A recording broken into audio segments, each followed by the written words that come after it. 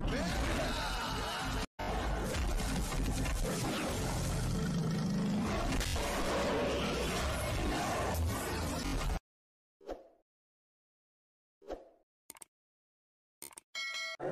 सर्वांसाठी फक्त स्वयंपाक करणे आणि मुलांना जन्माला घालणे एवढं स्त्रियांचं कर्तव्य आहे असं त्यावेळेस खास करून जे मनुस्मृती होती.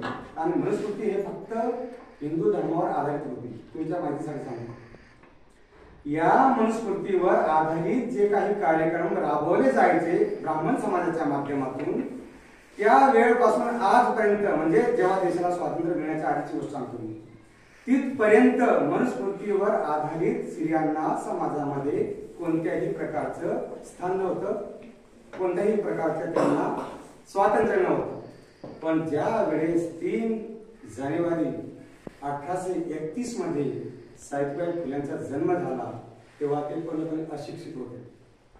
त्यांना कोणत्याही प्रकारे अ ब क असं माहित नव्हतं.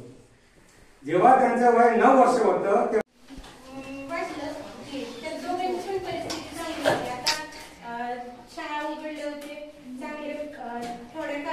महाराष्ट्राची दिव्य ज्योती ओवाळून त्यांची आरती. महाराष्ट्राची दिव्य